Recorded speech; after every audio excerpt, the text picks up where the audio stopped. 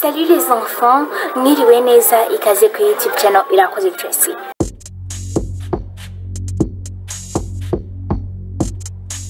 So, niba mwabuze ibitotsi mukabura uko muryama, mwaje to the right place. Uyu munsi ngiye kubasomera Les belles histoires pour s'endormir. No problem, ni igitabo kinini cyane ariko hari ama histoire ari différent. Ubwo rero tugiye gusoma imwe muri iyi ngiyi. Cool. Tugiye gusoma iyitwa Les pays des rêves. Les pays des rêves. Wow! Bon, iyo ugiye kuryama utangira kurota. So, niyo mpamvu uyu munsi tugiye gusoma Les pays de rêve.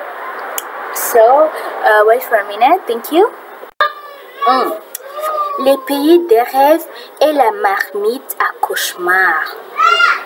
Hari les pays des rêves, hari no kino gihugu iyo uryamye ugatangira kurota ibintu byiza, noneho hari n'igisorori niko nabyita marmite, harimo gusa cauchemar ni ibintu biburota. Reka turebe. Une odeur de café flottait dans la cuisine. La maman de Julien terminait son petit déjeuner avant de partir au travail. Tu n'es pas encore couché? Demande-t-elle à son fils qui arrivait en pyjama. Je viens de dire bonsoir, enfin plutôt bonjour, répondit Julien.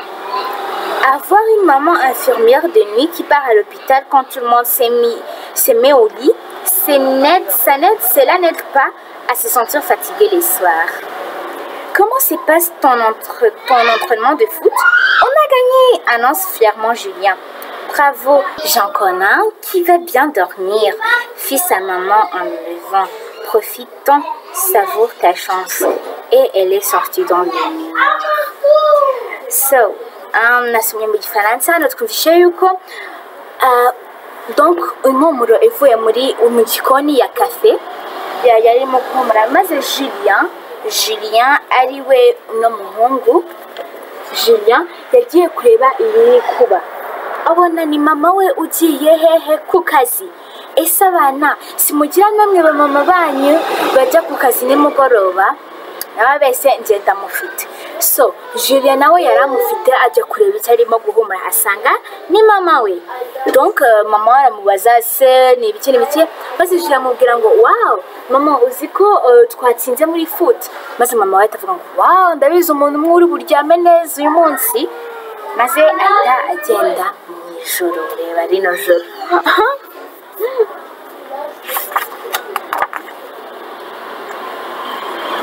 Maman s'est trompée. Julien n'avait pas envie de dormir. Les matchs de foot l'avaient excité et il s'est retrouvé en tout sens dans son lit. Son cœur battait la chamade. En posant la main dessus, il crut entendre un cheval furieux galoper dans son écurie sans trouver la sortie. Ça piaffait, ça routait, ça cabatrait. C'est là cette pensée fit sourire Julien. Les yeux ouverts dans le noir, il s'est mis à écouter les chevals fous. Très vite, comme il s'est calmé, le galop de son cœur s'apaisa, des vents amples et réguliers. C'est ainsi que Julien s'endormit et que son cheval imaginaire sortant de l'écurie l'emportant sur la piste de pays de rêve. Mama wa Julien yari arimo kwibeshya. Julien ntabwo yashakaga kuryama. Match ya foot donc yari excité cyane, maze umuziki yagiyaga kuryama we iyo ugiye kuryama ukabera utotsi uryama gutya, ikindi gihe ukaryama gutya ukabura sense uryamo. Ni nako Julien yameze. Buriya ashyize afite umusego, ashyira umutwe ku musego, yumva iki? Yumva indogobe irimo like irimo gusakuza cyane ishaka kuva mu nzu yayo. Noneho Julien arabyuka abanza arikalma kuko umutima we wari urimo gukubita cyane, umutima we urikalma, byose birikalma, yongera aryama ku buriri. None iyo ndogobe ye ihita iva ahantu yari iri imujyana hehe? Pays de rêve, mu gihugu cy'inzozi. Let's see, dore ahangaha ibyo yari arimo gutekereza. Let me show you. aryamye cheval. Ooh, getting interesting. À l'entrée de ce pays étranger, Julien entendit soudain sonner 10 coups. Sur le bord du chemin, un vieillard frappa une grande marmite avec un bâton en or. « Que fais-tu » lui demande Julien en arrêtant son cheval. « Je suis le gardien du pays des rêves, et voici le chaudron à cauchemar. Je cogne dessus pour effrayer les mauvais rêves qui les enferment. Regarde !» Et les gardiens ont trouvé les couvercles. Julien vit quelques monstres qui gémissent au fond, la queue baissée, les oreilles tremblaient. Le bruit de mon bâton les terrifie, explique le gardien. Tu peux voyager tranquillement, ils ne seront pas sortis. Julien répondit, merci beaucoup, mais vous savez, les cauchemars ne me font pas peur, je suis grand.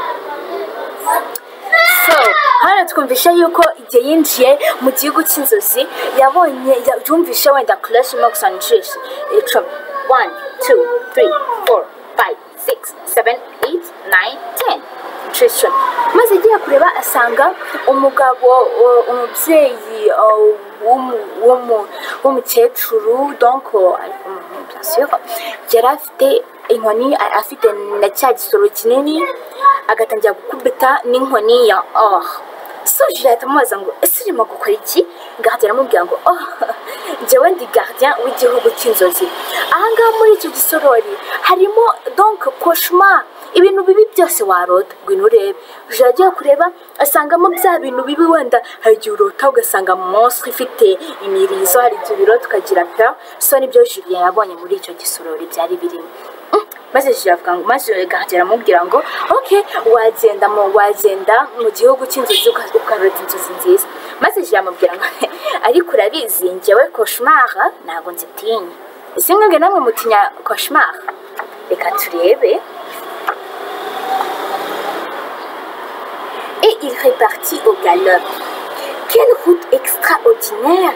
Il était plein d'imprévus et Julien passait sans cesse d'un paysage à l'autre, d'un rêve en souriant. Il traversait une forêt d'arbres et bonbons. Il longeait un lac couleur de métallo, sa boisson préférée. Au début du chemin, il croisa ses copains. Julien a fait une partie de foot. Julien descendit joyeusement du cheval et gagna son poste de gardien du but sur un terrain qui sentait très bon. Je connais cette odeur, se dit-il. Intrigué, il se laissa tomber par la terre et enfouit le nez dans l'arbre douce. J'ai trouvé. Ça, c'est la lessive de mon oreiller. Eh oui, Julien dormait profondément sous la couette que sa mère venait de laver. Oh my gosh.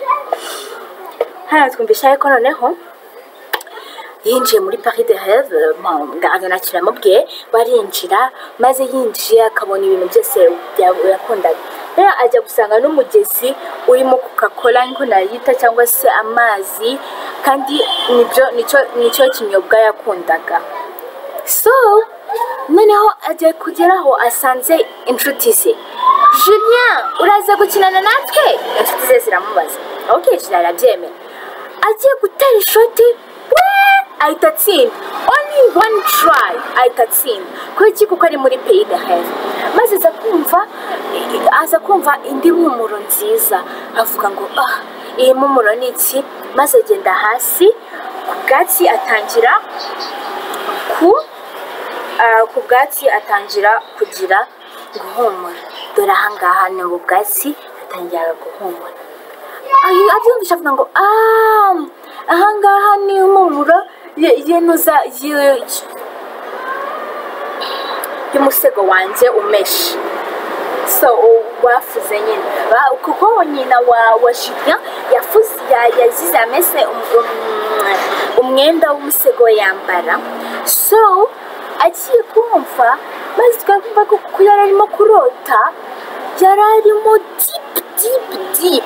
So umusego wari wamugiye imbere, niyo mpamvu yatangiraga kwibaza.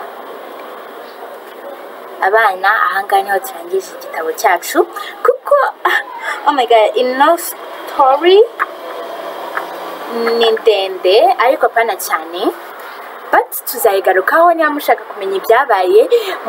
Nimwibagiwe gukora like, subscribe, comment na share. Ndabakunda mwese cyane. Bye, see you in the next video.